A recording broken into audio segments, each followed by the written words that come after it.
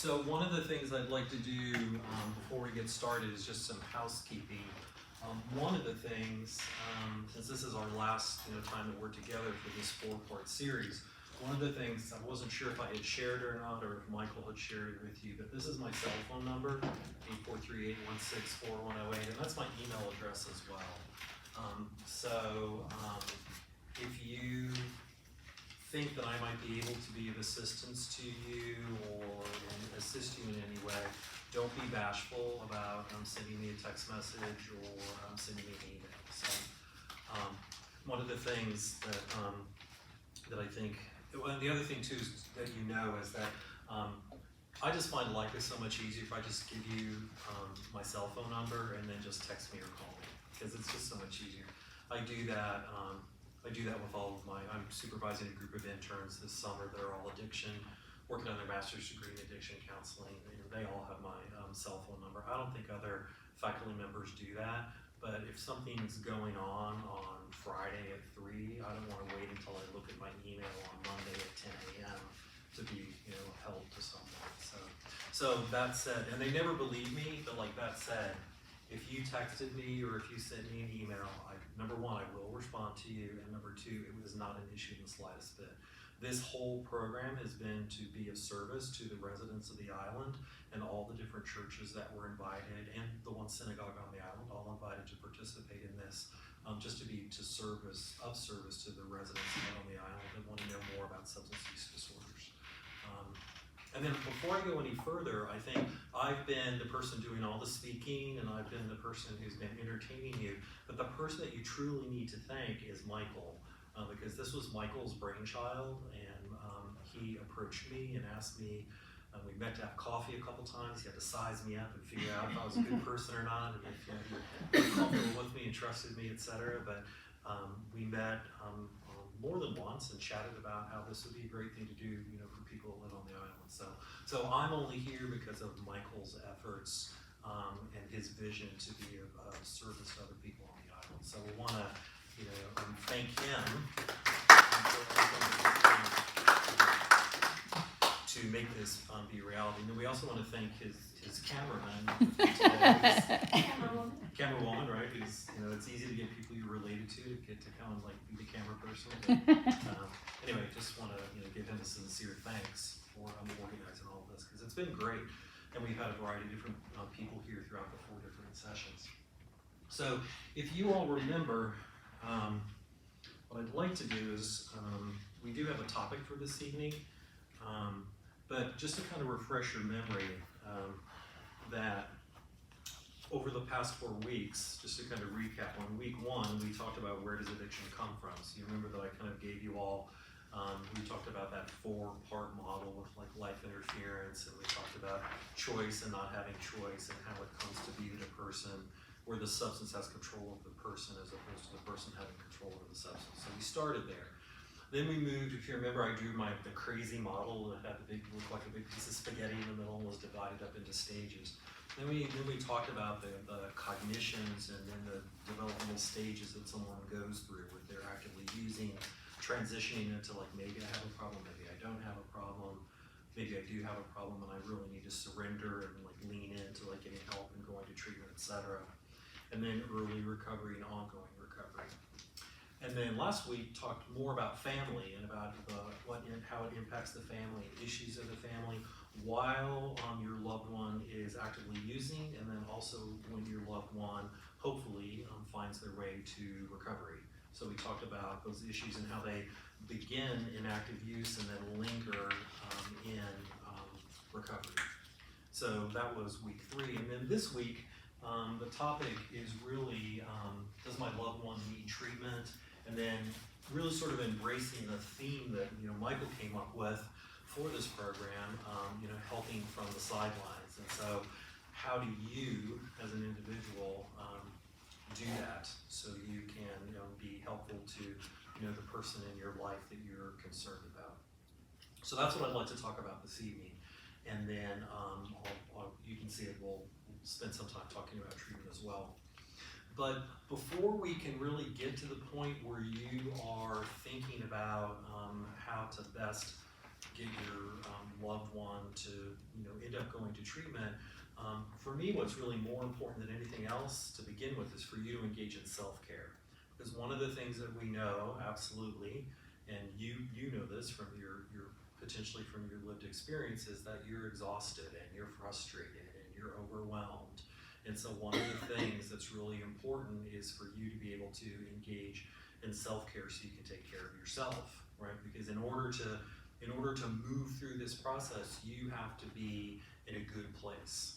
And so self-care is incredibly important. So what is self-care? Have you all heard that term before, that expression of self-care?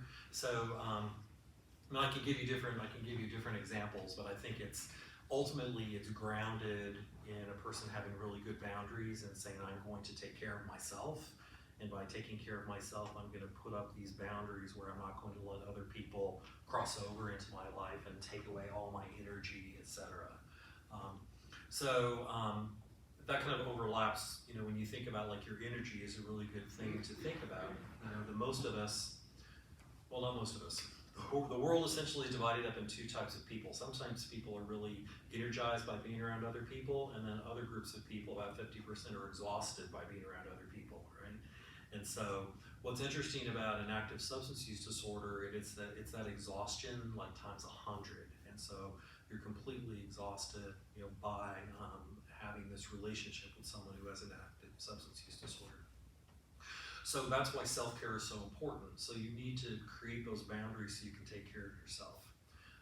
Self-care can be anything that you really want it to be, as long as you're attending to what your needs are. My admin, when I was at the University of Alabama, her idea of self-care was a milkshake. And then, which of course that's good, right? It's sugar, et cetera, not necessarily healthy. And then there are other things that people do that you can do that are more elaborate, like you can set aside time, and it should be regular, consistent. You could set aside time to have like a spa day or like to do something to take care of yourself in that regard. Those things are all fine and dandy. I'm not a huge fan of those because they cost money, and I think one of the things that's always best is to look at like what you can do that's like easy and doesn't cost anything. And so, I always advocate wherever I am when it comes to self-care is to look at like what's around you that you can access that will give you peace. We're here at St. Andrew's Church, and so another huge part of that is spirituality, where it's a spiritual place where you can feel grounded and you can feel energized, etc. We're lucky here because all you have to do is go to the beach for sunrise, if you like. That's there, and that can be, if you make the commitment to do that, that can be a beautiful thing to kind of ground and start your day by taking care of yourself. I'm assuming that maybe you've been to Pinckney Island before. I think I mentioned this last week, or when we were talking about the restricted family lifestyle, but that's another great resource. Like if you just make the decision to take time to take care of yourself. And I think the final thing I'll say about self-care is that just be creative and look at like all the different possibilities that exist and like what would work for you. Like what is going to be something that will ground you spiritually and give you a sense of feeling nurtured to take care of yourself. I know it sounds like a pop culture, like, oh, I've got to engage in self-care, but it's incredibly important because you've got to really think about how the person who's in active addiction in your life has exhausted you, and you may not be aware about how exhausted you actually are. And so in order to make it through this entire process, you really need to begin that journey of engaging in self-care. It can also include, going to talk to your minister, priest, or rabbi. It can involve, finding a counselor. Better to find a counselor that's recovery informed or addiction informed, so they're not giving you advice that doesn't necessarily fit. Not every person, with a PhD or a master's degree in social work, counseling, or marriage and family therapy understands addiction, right? It's not something that's trained in all caregiving kind of programs. And so, if you go in that direction, just make sure that you find, someone that understands addiction and understands recovery, so you're not getting mixed messages. Because they're definitely out there. And so you've got to make sure that you make a really good decision. But I take advantage of being here because there's all sorts of great opportunities here to find a peaceful, reflective, interesting place. So, how many of you, just out of curiosity, I'm just doing this to not to amuse myself, but just to kind of get a sense. How many of you have ever been on Squire Pope Road? You know, when you're heading to Hudson's, you know, on the left-hand side, there's a little sign that says green, what does it say? Greens Shell Park. Have you all seen that sign? Yeah, Greens Shell Park. How many of you have ever been there before? Has anybody ever gone in? You have? Yeah. Awesome. So what's there is, you know, we have shell rings on the island, and so the one in Sea Pines is nice. I've visited that one before. There's a pretend one at Honeyhorn Plantation that someone put together, but this is probably the most magnificent shell ring on the island. It's several thousand years old. You can, when you get up on the staircase or observation deck, you can actually see that it was enormous, the shell ring. And so, you know, that could be, for me personally, I'm always haunted whenever I go there because it's fascinating to like step down into the shell ring and then think I'm standing in a place here on Hilton Head where people stood over 1,000 years ago. So it's kind of amazing, and also it's also scary as all get out because you've got live oaks and the Spanish moss, and there's a gold cemetery right next door, etc. But it has a sort of ethereal, spiritual sense to it. So maybe that would be your place, right? Maybe that would be your place. And you have a smile on your face, so you know what I'm talking about. Yeah, so much beauty around here. Yeah. So take advantage of that because that can be really important. That can be really important for your self-care. Let's see, what else was I going to mention about that?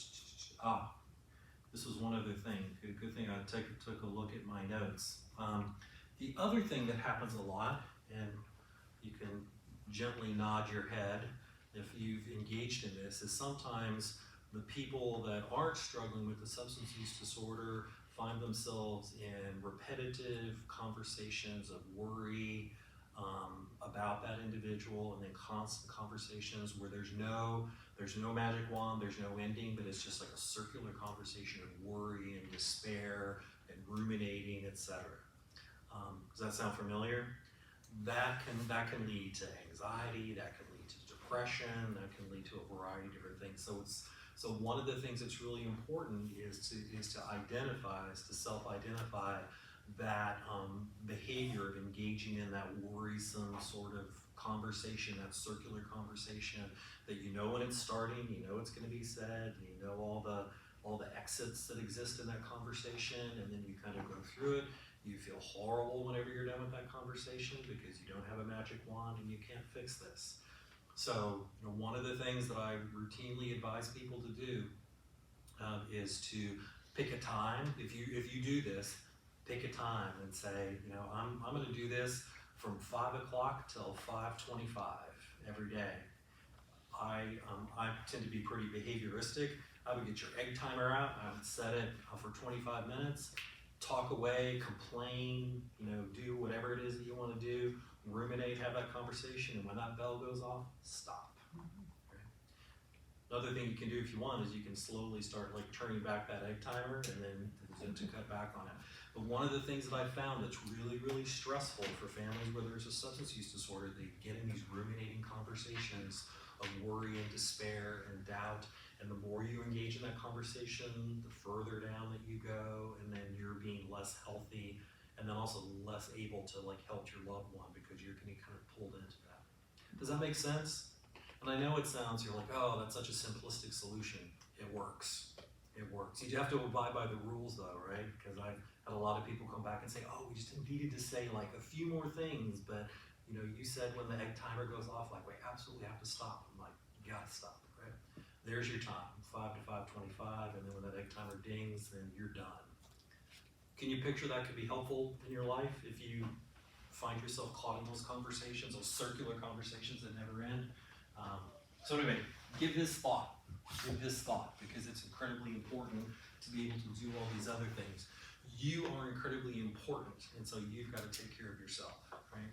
And so it's really, really important that you do that. Second thing that I wanted to kind of remind you all of is as we kind of do a recap here, like moving towards thinking about how to get your loved one to go to treatment, is to remember to embrace the 3 C's. Did y'all remember what the 3 C's were that I talked about? It's kind of like a pop quiz. one of those 3 C's, right? I didn't cause it, I can't cure it, and I can't control it, right? That's incredibly important that you embrace that. And so when I mean embrace that, I mean truly embrace that, because it's 100% true. You did not cause it, right? You cannot control it and you cannot cure it. Again, no magic wand. The only person that has that ability is the person that has a substance use disorder, right? That's the only person that can get that under control. You can wish and wish and wish and burn up lots of energy and hope, but it's not going to happen until that individual experiences enough discomfort that then they decide to do something about it. So remember that is the other thing I really wanted to highlight. That's incredibly important to continue to embrace the 3 C's. The next one says immerse yourself in recovery. And so one of the things that I think is really important, and this gives you a great opportunity to do this, and notice that I'm saying in recovery as opposed to like immersing yourself in like the world of addiction. You could go online, to Amazon. You could go to Barnes & Noble and go to the self-help section. There's a variety of different literature that you would get, but what I'd really encourage you to do is to look for literature that's more focused on recovery than it is focused on substance use disorders. There's a lot of stuff about substance use disorders. You can read information about signs and symptoms of different substances, etc. And you can read about the etiology of addiction, and there's all these things that you can read, but it's not necessarily going to be helpful to you. What's really going to be helpful to you in this journey is to read more about codependency, read more about recovery, and then find out what other people have done. How have other families found their way out of this, and then what have they engaged in order to get to a place where they're functioning like a family again. So really immerse yourself in recovery in that sense. Let me back up for a second. I just realized that for self-care, I left out one link. It also could fit here for immerse yourself in recovery, and that is taking advantage of Al-Anon and Nar-Anon, right? Those are 2 things that you definitely can take advantage of, right? Because there you're going to be with other people who understand you and aren't going to judge you whenever you go to Al-Anon and Nar-Anon. There's an endless supply now of things that you can access. There are podcasts that you can locate that are about recovery and positive aspects of recovery. There's just so much that's out there now that can be really inspiring. A lot of people that are in recovery and families that are in recovery are sharing what their experiences are and how they found their way out of the difficulties of having an active substance use disorder. So while addiction is here, right, and active use and addiction will be over here, it's really helpful if you focus more on this side of it, as the recovery side of it and the positive side of it. So you see for yourself, remember, because you can only control yourself. We can't control others. So you need to be able to envision for yourself how you're going to survive this process, etc. So really, and this connects when we get a little bit further down, but this is going to connect with also how you help from the sidelines. Because being involved in understanding about recovery, being involved in understanding about basics about addiction, but also about the world of recovery, the world of treatment, etc. Being knowledgeable about that is one of the ways. And Michael and I, have talked about this. That it could be that you are concerned about your own child, but it could also be you having conversations with your adult children about their children, right?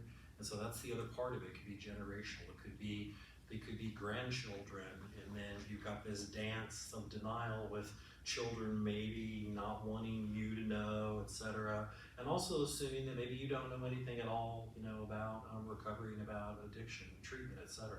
So immersing yourself in recovery then makes you an informed person about this topic. And so that puts you in a better position to be able to gently share or to gently allow other people to know that you're not completely blind to this, that you know a little bit about it.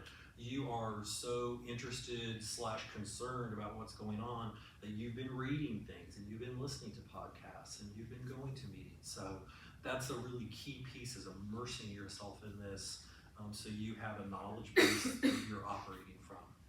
And that just needs to be unique to who you are as a person and what your particular circumstance is, and you know, and how the age of your loved one, etc. Just make sure that you immerse yourself. Just I remember that I brought in some things. I'm actually going to read to you a little bit, a really inspiring piece out of the big book as we conclude today. But remember that a couple of weeks ago that I brought in Broken. And so I don't know if any of you had the opportunity to purchase that or not, but that's a great place to start. It's a great place to start. And that was William Cope Moyers, Bill Moyers, the journalist. It was his son's story. It's an older story, but it's 100% accurate. So, you know, I call that, or clinicians call that, bibliotherapy, where you're like engaging in therapy by reading.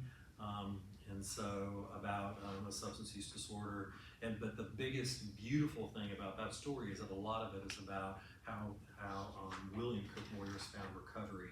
And as I mentioned to you, to this day he's still in recovery.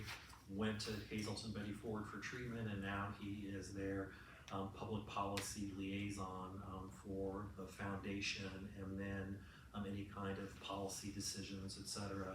He's has been sober ever since he left treatment for it wasn't the first time that he went to treatment, but he's sober and very active today. So that would be a great opportunity as well, like looking at things like that, like Broken, and then reading that, because I know I spoke with one lady who ordered it when I was talking about it in the seminar a couple of weeks ago. So it's kind of a nice place to start. It also sends a message to your loved ones whenever they see. Don't hide it, right? That's the other thing. You know how we talked about. You don't hide the liquor. You know, unless the person in recovery tells you that they need something to be out of the way. Don't hide what it is that you're reading, right? You need to bring it into like the secrecy. You know, and if they see that you've got a book about recovery, and they see that you've got a book about families in recovery, and they see that you've got a book about codependency on the kitchen table, like, so be it. You know, because that's what you're actively engaging in and learning about. They, believe me, when you walk out of the room, you know, if your loved one has access to your kitchen, they're going to be flipping through that book and trying to figure out what it is that you're reading, right? Because it's going to pique their curiosity. But don't be worried about that. Don't be worried about that. It's not going to harm. It's really important. It's really important to send that message, you know, to this person in your life that they may not be interested in talking with you about it, or the last time you talked about it, you had a rough conversation that, you know, maybe led to harsh words, but you're still moving forward on your journey to like learn more about recovery and also how to take care of yourself. So leave that book out on the counter, leave it out. There's no reason to hide it. So anyway, this is really important, right? Immersing yourself. And again, the reason that this is important is because when you become an informed person about recovery, then whenever you are sharing or hopefully someone is going to come to you and say, you know, what have you seen, what do you know, etc., then you're going to be informed about what recovery looks like and what addiction looks like, so you can be of help to your family. Because that's probably the number one issue is compared, and I mentioned this before, but compared to other disease entities, you know, we read a ton when someone in the family has diabetes. We read a ton whenever someone in the family has cancer. We read a ton and change our menu at home when someone has cardiovascular disease. But when someone has a substance use disorder, it's like, oh, they shouldn't be that way, and I hope they just like fix it and get rid of this problem before anybody finds out. The real parallel phenomena happens with private dollars donated. You know, cancer treatment gets really high dollar donations. So does research on diabetes, cardiovascular disease, substance use disorders gets the lowest amount of donations for research about how to find ultimately some sort of a cure or better treatment, evidence-based treatment for people with substance use disorders. Which is it's an unfortunate thing that that's the case, but it's true, right? So anyway, does that make sense about immersing yourself in recovery? Just like jump in head first, read all that you can possibly read. There's a ton out there. If I were to begin giving you a list, we could go on for 3 weeks because there's so many things that are out there. If you like podcasts, that's another option. There's great things that are out there that can be really inspiring to you to listen to.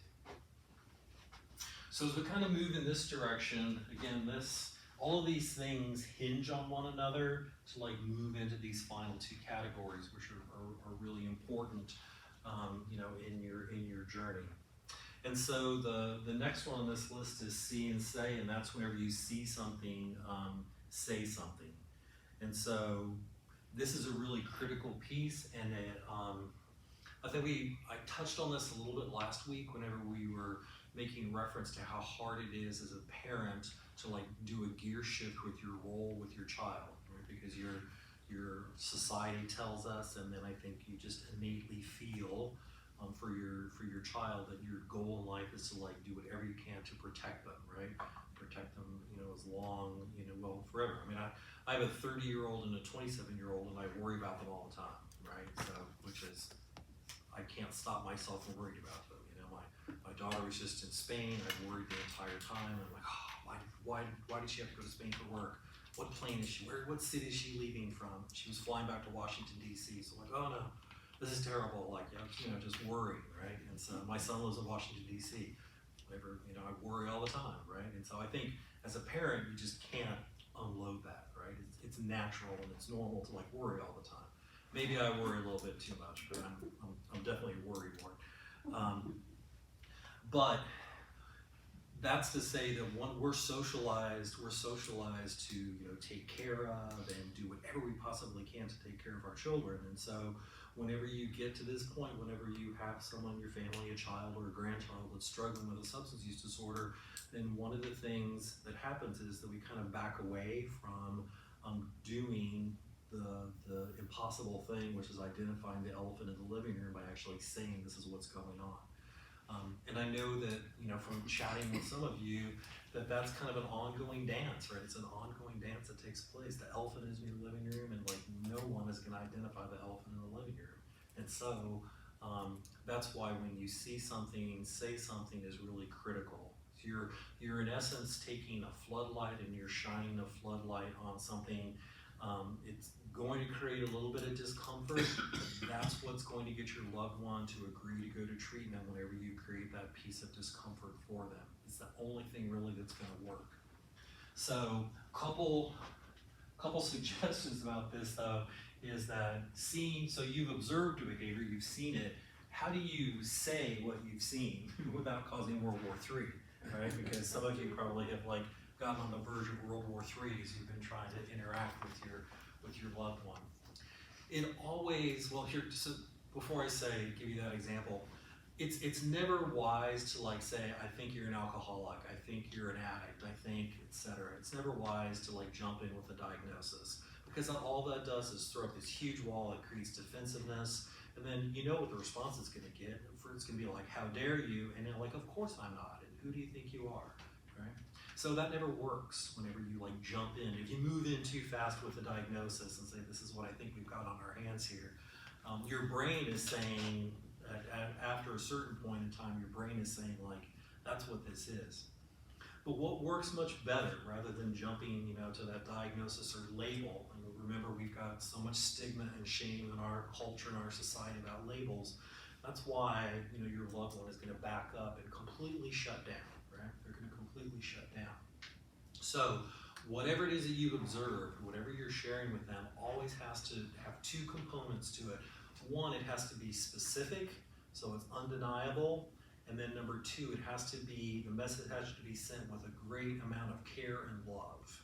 Because it's really hard to say no whenever it's evident this message is coming to you, you know, and even using the words, I'm worried about you because I love you. And because I love you, I can't stand by without saying that this is what, you know, I've observed. Because nobody's going to come back, well, let me take that back. They will. Some people will come back and say, oh, you don't love me, you know, you've always loved this other sibling more, you've always, you know, you probably love the cat more than you love me, and they're going to come up with something. That's just their addiction speaking to try and get you off topic. But just stick with it, right? Because you're here today because there's someone in your life that you care about and that you love and that you're worried about them. So you need to convey that love to them, but it's got to be with a specific example. It's got to be an undeniable specific example. I'm worried about you, I'm concerned about you, I love you, but whenever this happened, the specific example, that made me even more worried, more concerned about what's going on with you. And so, I could go on with lots and lots and lots of specific examples, but just make sure that they're really, specific. Some things are kind of easy to not have to, dance around too much. When your loved one ends up having some legal problems, that's a gift whenever they have legal problems, because there's something about a judge and there's something about fines and those kinds of things that can help create that wake-up call. See how that's counterintuitive to your role as a parent? Like, your role as a parent is, let's get the best attorney we can get, let's get that charge reduced to this, and let's see if we can get this taken care of, and etc. That's what we do, right? When we're caring for people that we love about. With a substance use disorder, all you're doing is prolonging that person's addiction.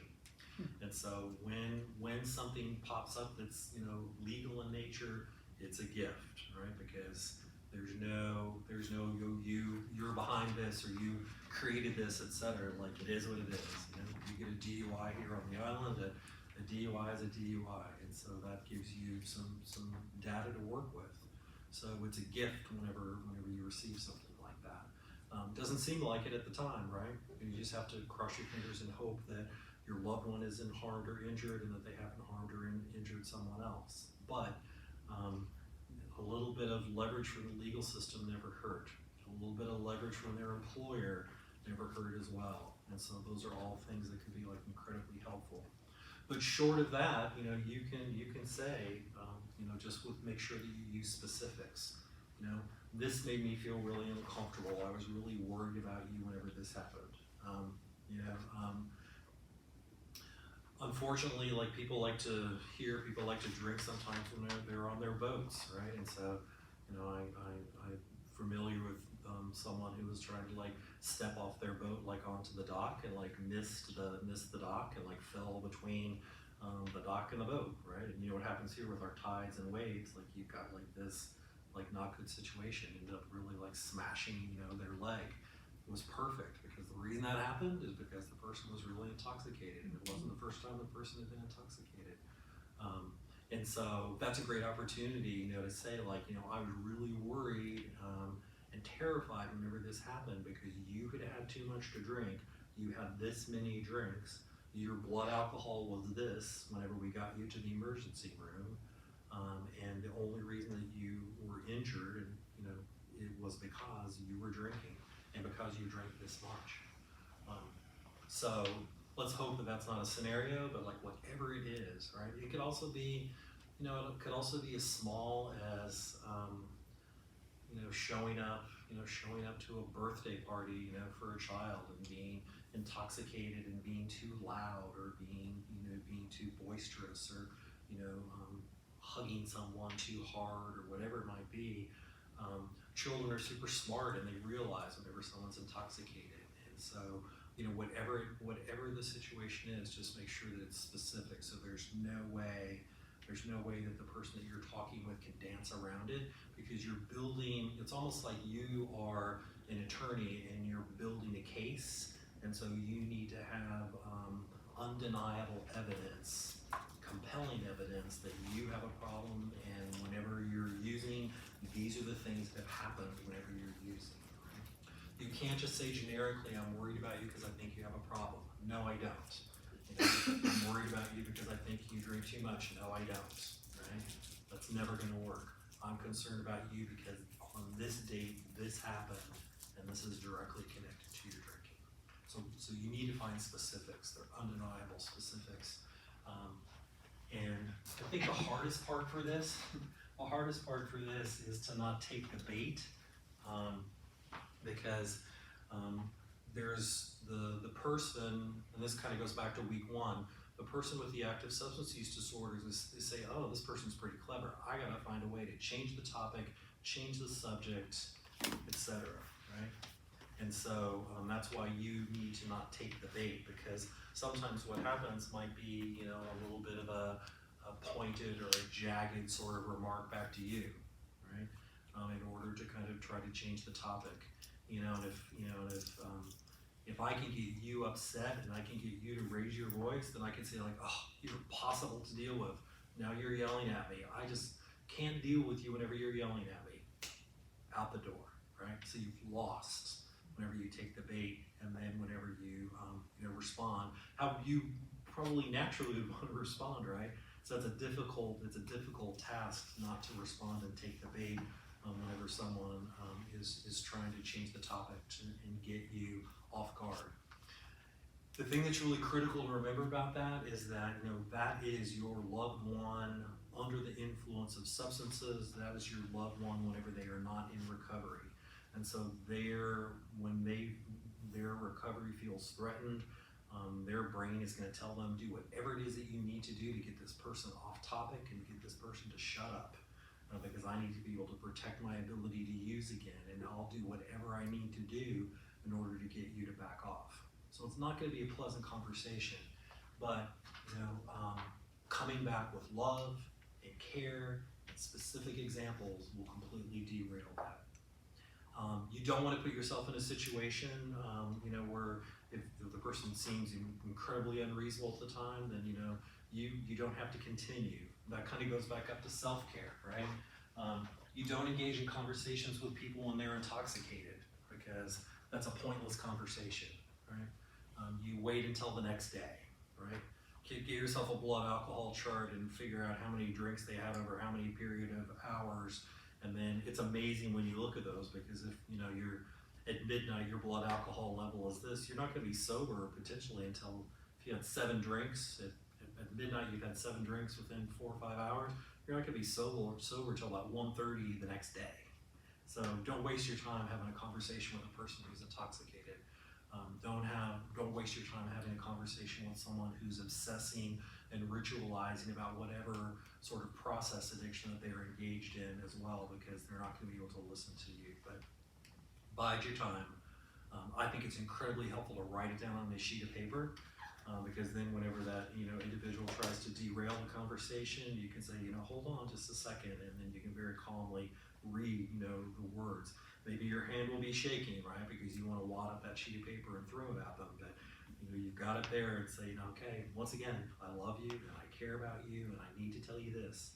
I need to give you this other example of why I'm concerned about you and why we need to do something, why we need to find help for you, find treatment for you. So that's the best and only way to do it, is to just continue to follow that process. So let me pause for a moment and see, because I know I've been talking, but let me pause for a moment and see if you have any questions before I move on to talking a little bit more about treatment. Does that make sense to you, how these things all go together? You're going to have to be a strong person. You're going to have to be stronger than the addiction in order to pull this off. That's why you need to take care of yourself. That's why you need to be informed. That's why you need to be able to communicate in such a way that's not going to cause problems. It sounds like a simple recipe. It's not, but it works. So I guarantee you that it works. So before I move on to talk a little bit more about treatment, any questions for me? Anything that I've mentioned that doesn't seem clear, or something that I could give you clarification on? Or? Okay, and if not, and then I'll get to you, man. But if not, sometimes people don't like to talk. Sometimes people don't like to talk in an audience. That's fine. There's my cell phone number. You can text me or you can call me. There's my email address. You can email if you like.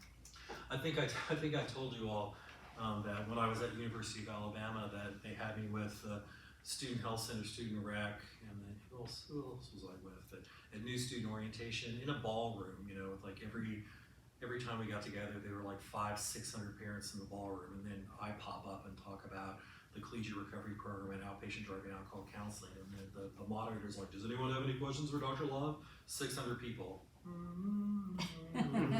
Looking at the carpet, I'm not gonna say anything in front of 600 people, not at all.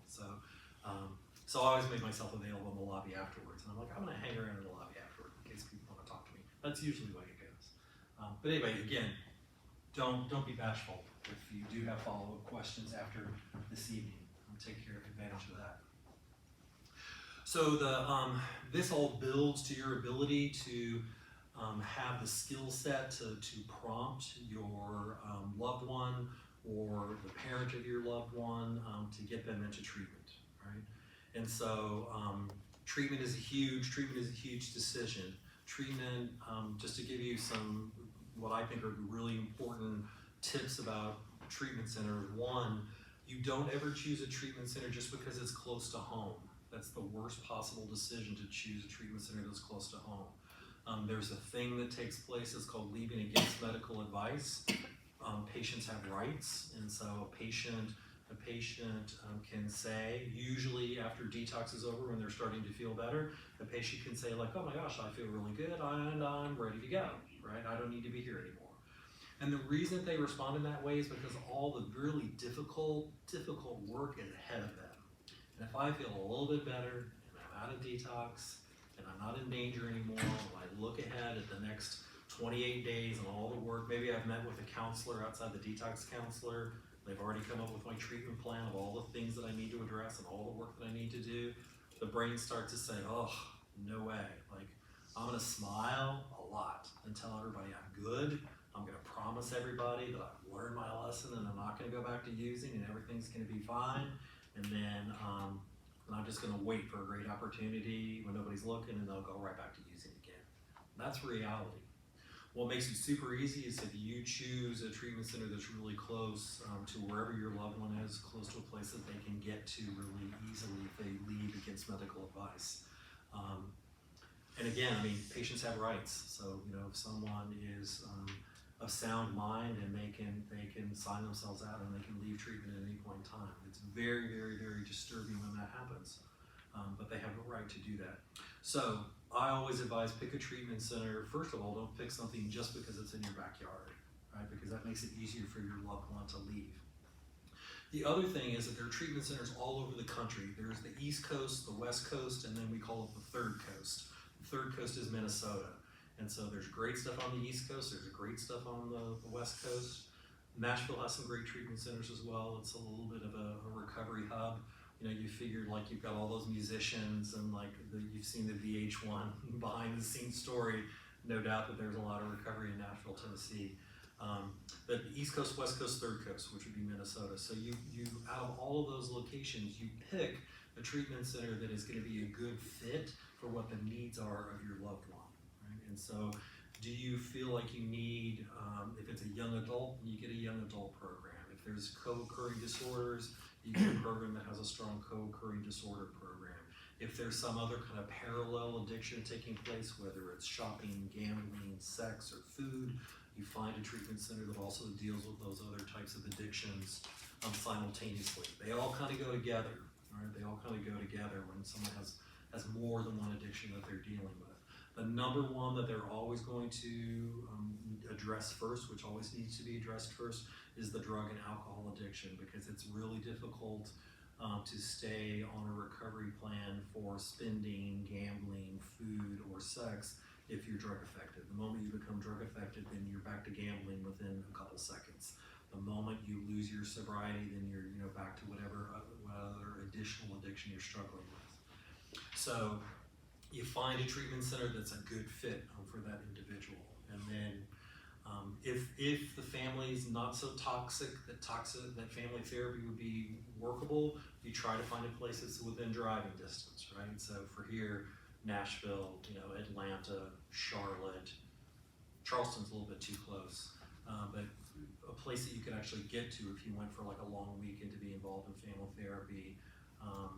If that's going to make it easier, if they have a family therapy program where you go in more than once, get someplace that's in driving distance. But don't choose something just because it's in your backyard. It needs to be tailor-made. When I was at University of Alabama, everyone always assumed there was one treatment center that ran the state of Alabama, and everybody always assumed that we sent everyone to that treatment center, and we absolutely did not.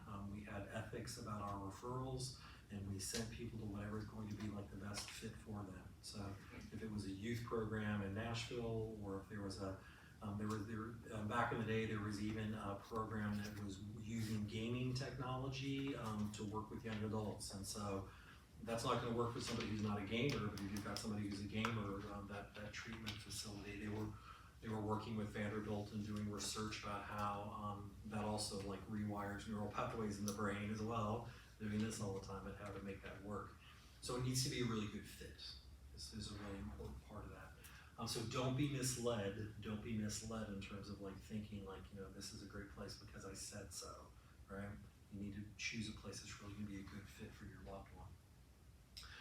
Another thing that's really important, this is probably, super, super important, is that if you are going to be a part of this process, whenever your loved one is admitted to treatment, you've got to get releases signed.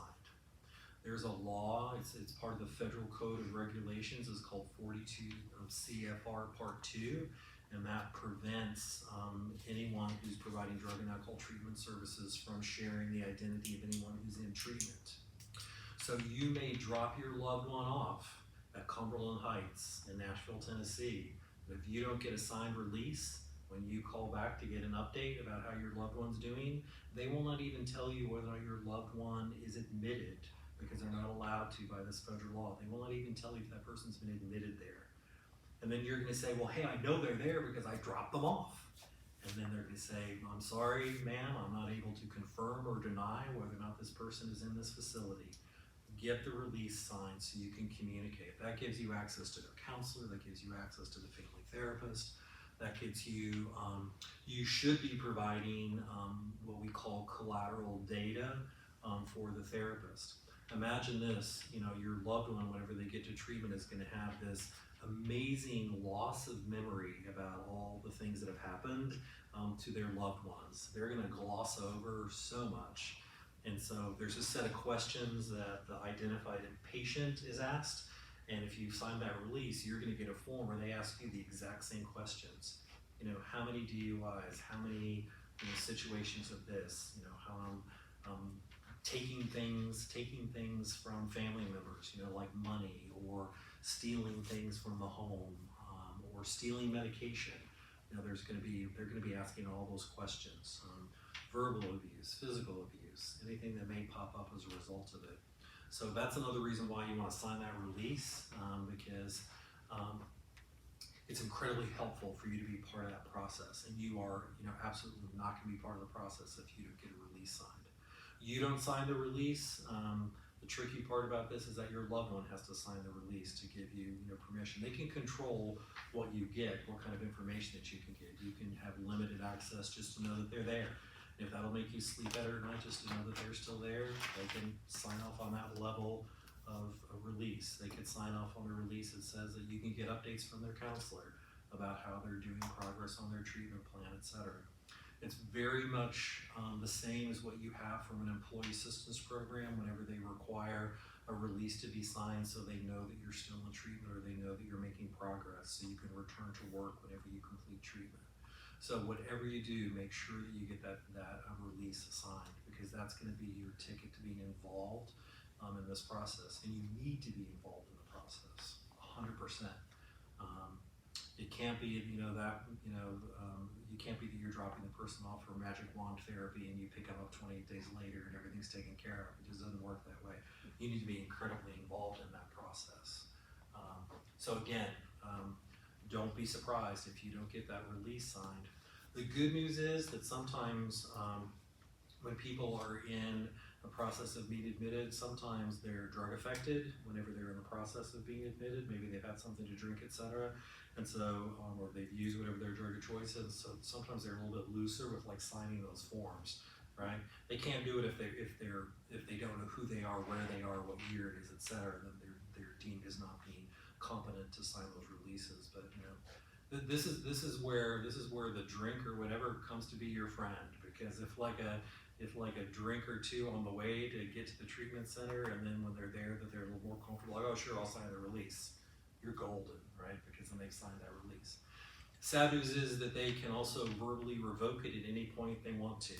So that's the other part, that can be difficult. You have a difficult family therapy session or a difficult phone call, they can go to their counselor and say, I revoke this release.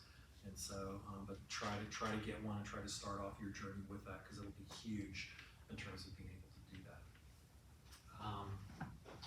So anyway, those are some of the important parts about treatments, like trying to get that treatment experience set up. And again, if you've done all the things above, we get to the line of treatment, then you're going to be in really good shape, to be a good participant in terms of like helping your loved one when they're in treatment. And so, following that kind of process and getting a good decision, and just in terms of where they're going to be, you potentially can play a really important role in that whenever you're potentially getting some bad advice from other individuals. So just make sure that you're in charge if you're in that position to be the person that's doing all the research and making sure that everything is in order, right? And when you reach that critical point where your loved one has agreed to go to treatment, if they say they're ready to go on Friday, then you go on Friday, right? Don't say we'll pack the car and we'll get everything organized and we'll leave on Monday. You should already, if you have access to, you should already cleared through whatever their healthcare provider is to see what their coverage is, and done all of your homework in advance, because you've got a unique moment in time whenever the person says, okay, I'll go. Perfect. Go. Let's jump in the car and go. Some treatment centers that are further away will actually give you a plane ticket, so you just have to get them to the airport and get them on the plane, and then they'll pick them up wherever I know that places in the West Coast and places in Minnesota will do that, and so that's also can be a relief for you. You just have to get them to the airport and get them on the plane. But move whenever you have the window of opportunity to get something accomplished. They're going to try to talk you out of it. They're going to say, oh, let me think about it. Let's have the weekend. And then, oh yes, I'll go. I'll tell you at 3 o'clock on Friday, I'm definitely going to go. And then on Monday morning at 9, I feel fine. I feel better. I feel like it was a bad decision. So you just have to go whenever you reach that point. And if this has been strong enough, right? If you've got a chorus of people, important people in that person's life that are joining you with, I experienced this, I saw this, I love you, I care about you, and here's my specific example. If you've got a chorus of people that are joining you, it will work. You can't do it on your own, right? You need other people to help you. And that's where it gets really dicey sometimes, because there's sometimes people that aren't going to be recovery and treatment informed, and they're going to be more influenced by stigma and shame, and they're not going to want to join with you to help get that person to treatment. But try to work with them. If they don't want to work with you, then you need to cut loose and move on to the next person. And so they're out there, right? If the person's employed, you can work with their employee assistance program. You can work with other people that are important in the person's life. I would take anyone that you think has some power and that the person looks up to, admires, respects, etc. I would take anyone in the person's life who will join the chorus with you of we love you, we care about you, and want you to go to treatment because of this evidence. So find people that will join you in the process. You can't do it on your own. You'll be exhausted. Sometimes it doesn't take a lot of people, but you need other people to help you. So what I'd like to do to kind of finish up, I think we talked about this. We talked about this earlier when we talked about Al-Anon. Al-Anon is the support group that comes from Alcoholics Anonymous, and Nar-Anon is the support group that comes from Narcotics Anonymous. But there's this one section in the big book that I'm always fond of. It's where I always kind of go whenever I'm working with college students that are entering recovery. They've completed treatment and they're not sure if they want to go back to drinking or not, or they're not sure if they want to stay sober. They're not sure if they want to be part of Alcoholics Anonymous or any kind of support group. So I always read this one section to them, which is called The Promises. And what's unique about this, as I was looking at it and thinking about coming here this evening, is that I realized that these promises are also promises that work for you. And it's also, I think, really helpful for you to hear. If your loved one is going to be involved in 12-step support, it's really helpful for you to hear what it is that they're reading in terms of, and there's pieces here that connect with family.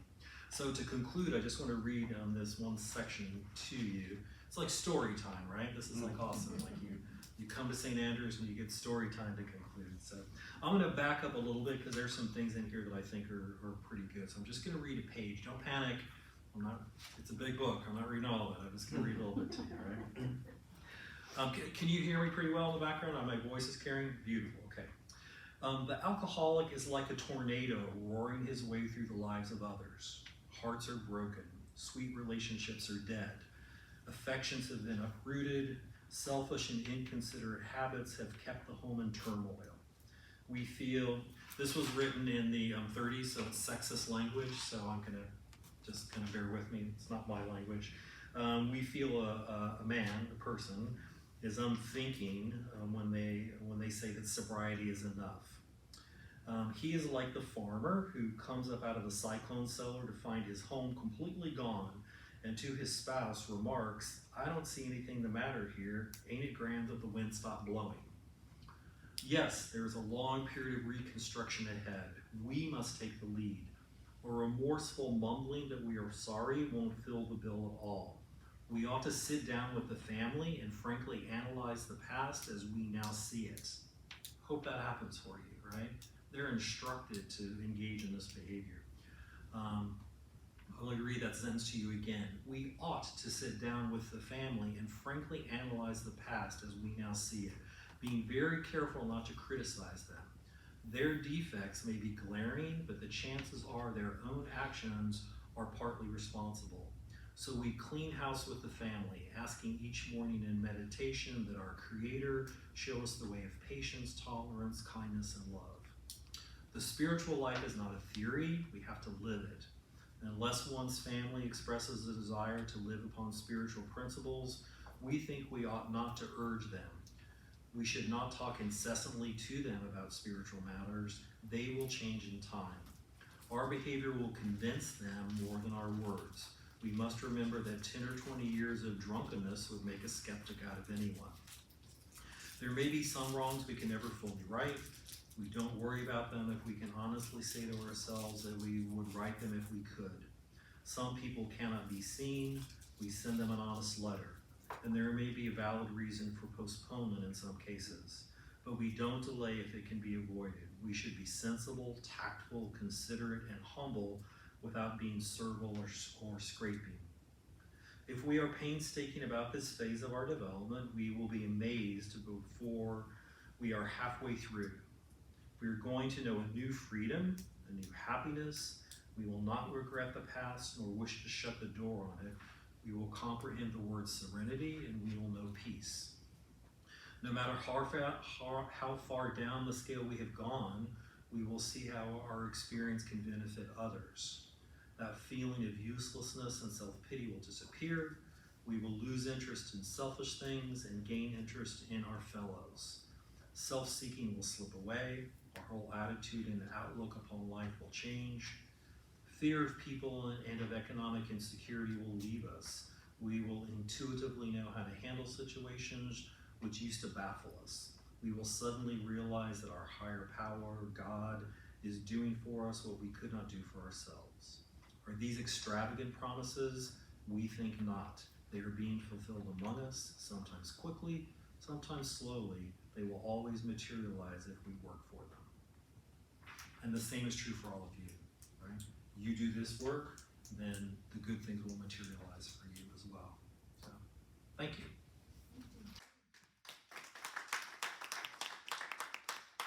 Questions that you have for me?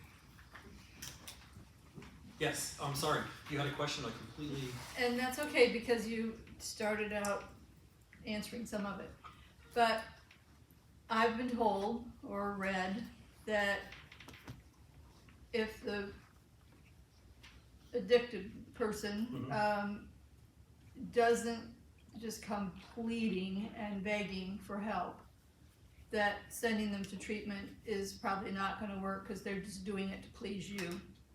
So how far off is that thought? Because you were saying, you know, if we get people in the family to say how disappointed or they liked them better before they were addicted, etc., that would maybe spur them on, but maybe then they're just doing it for popular opinion, I guess. And that may be the case. And I agree with that sentiment 100%. It would be ideal. It would be ideal if the person 100% surrendered. And sometimes this happens that the person says, okay, like I give up, I'm done. Like, you know, I need to go to treatment. I hear you all. You never know 100%. Like, how do you judge whether or not what the individual is telling you is 100% true. Because sometimes people will say, yes, I'll go to treatment just to appease, their loved ones. And that happens, right? But I think the beauty of treatment, since a lot of treatment is based upon learning more information about yourself, tons of group work, good therapists know in treatment that they tell everyone, don't say anything, just sit there and listen to what other people have to say. And then when they pull them off to the side, so here we are on day 3, not can you relate, but how do you relate to things that you've heard people say? And then that helps get them. So they may arrive here, but then after, if they're in a good treatment center where they're being pushed to identify with other people, then it gets them to this point in time where they're like, okay, yeah. And I think almost every single person I've ever worked with has said, yeah, I wasn't 100% committed when I came here. I just wanted to go through detox. I just wanted to not feel horrible anymore, and I was planning on leaving as soon as possible. But then someone, leverage, and this is where, again, being not in the backyard is helpful. I mean, that was one of my old jobs when I worked in treatment, dealing with families all the time. This person wants a plane ticket, tell them no. This person wants me to, wire them money, don't do it, But they say that that's what they need and they're ready to go. And I'm like, okay, well, pause for a moment, ask us. Do we think the person's ready to go? No, they're not ready to go. They need to stay here, and they probably need to go to sober living for 6 months, if not 12 months. So they may not 100% be honest, but if you get someone to say, that they want to go, I mean, sometimes you can kind of read and you can sense, okay, this is a level of desperation I've not seen before. This is a begging and asking for help that I have not seen. But it doesn't guarantee, that the person might use again, right? Because returning to use is part of the process. So, unfortunately, because it takes a while for the brain to adapt. There's no perfect answer to your question, which makes it an awesome question, because there's not a perfect answer to it. But you just have to listen. I mean, if a person's very nonchalant about it, like, oh, okay, whatever, I'll go. It's like, oh, no, I'm not. Particularly if you don't have healthcare coverage, and if you're writing a check, I'd be like, no. Like, I hear you saying that you want to go, but I need evidence and proof from you. And then part of that also includes setting up expectations. So here's our expectations. If you go, you are not leaving until you have a statement from your therapist saying that you've successfully completed treatment. If you leave prior to successfully completing treatment, you cannot come home. I will not pay for this. I will not pay for this. I will not give you money for this. You will be on your own 100%. And again, that violates everything that you're taught as a parent, but that will work, right? It's a horrible, horrible situation to be put in, but that will work, right? And those are all things that have to be addressed up front, and that's usually a really good piece. Wait till you get them through the door, right? Wait till you get them through the door, but then just make sure that expectations are made very, very clear, that this, and then also it's, I'm a huge believer in sober living, whether it's for sex addiction, food addiction, gambling addiction. The longer you are immersed in a reality in a world with other people that are not using whatever the substances that you use, that's all the better. And so, I would insist on that. Someone's been drinking for a long period of time. 28 days is just the beginning of that journey. It is not enough. It is not enough at all. And so 28 days plus, at least a minimum of 6 months of sober living, you'll have better outcomes. And if you all read Broken, that memoir, you'll see that the better outcomes come from sober living. So I've always advocated for sober living, always, as well as 90 meetings in 90 days. So this works best for most. I brought you the Buddhist version, there's a Native American version, there's smart recovery, so there's different approaches, but this is what most people do. I mean, you could go to Paris this weekend and you can find an AA meeting in Paris. So they're all over the world now. But yeah, that's just part of the expectation. Just to follow up on Sure. that, so if you get them to them to rehab and they successfully stay for the 28 days. Yeah. And do most of the treatment centers then have sober houses that they refer or recommend, or you're on your own? No. So most treatment centers don't, but they have relationships with places that they've worked with that are good. We had someone here with us not very long ago that was sharing with me their experiences in another state. So you have to be incredibly careful because some states have reimbursement policies and people can open up a sober living place and it's not a good thing at all. So that's where that signed release gives you the opportunity to work really closely with your loved one's therapist and case manager and find out, where are some places, that we could go. How much is it going to cost? What's our budget? What's our coverage for this? Some states have pretty good reimbursement on state funding if you don't have means or you want your loved one to kind of be on their own. Some states have really good coverage for sober living. And so it really kind of depends, but there's tons of options. There are tons of options. And that's a great conversation to have early on. In fact, it'd be a beautiful conversation to have early on to say, we want sober living. We want sober living. Now, your loved one has to want it as well, but you make it a condition of their being a part of everything, then that's a great thing to do. Makes a huge difference. Makes a huge difference. Yeah, so I would insist on it. I would insist on sober living. Absolutely. And anywhere between 6 and 12 is, that's the best thing, I think, to work. So no, excellent questions, but excellent questions. You want that. You want that all set up front. You don't want to wait till the last moment or never have that conversation. You want all those conversations up front. It helps answer your first question about commitment if the person sees what the parameters are. And it's also like consistency. You've got to make sure that everyone who's a decision maker, everybody agrees, and it's a unified front.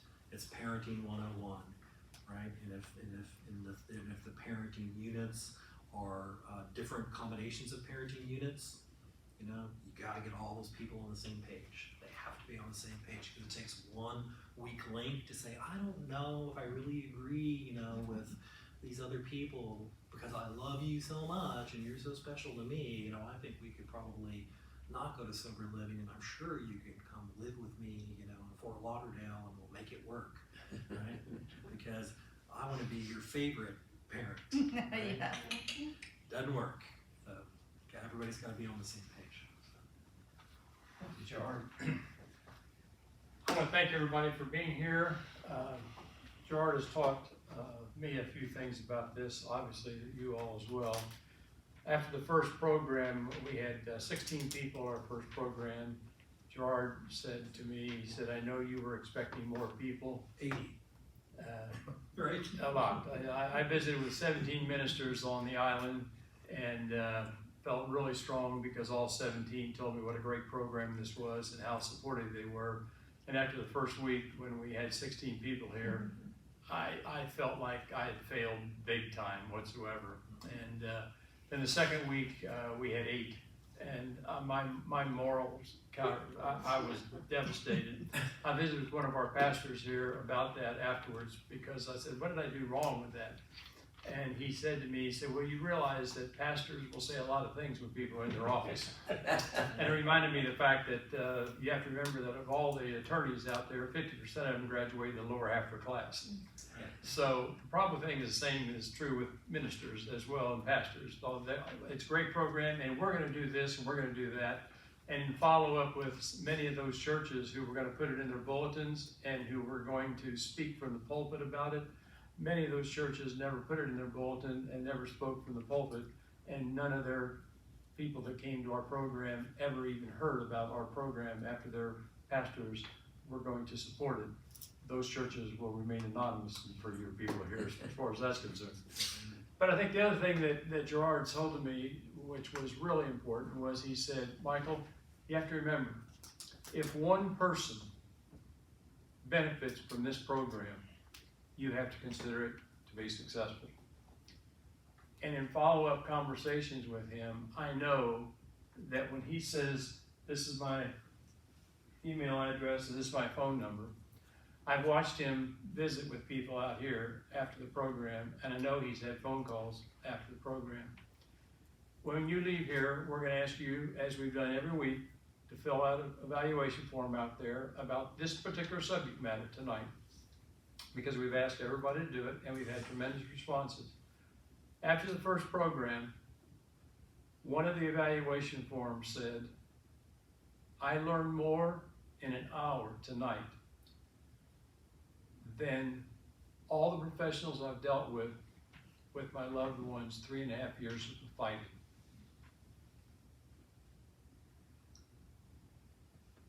That made me feel so good that our program was helping that individual mom in 1 hour with Dr. Love than what she'd been fighting for 3 years. So I am very happy that you all are here. And if you know anybody in Sun City, we were working, getting ready to go and talk to the people in Sun City. George didn't get paid a thing for 4 weeks coming here. He volunteered for this program.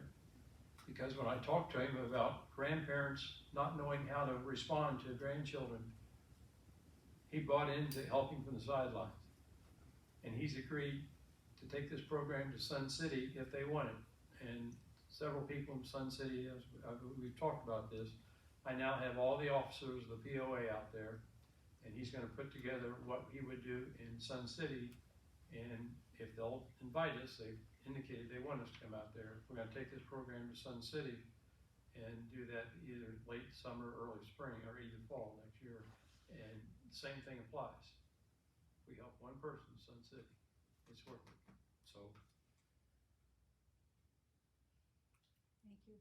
Thank you, Jess.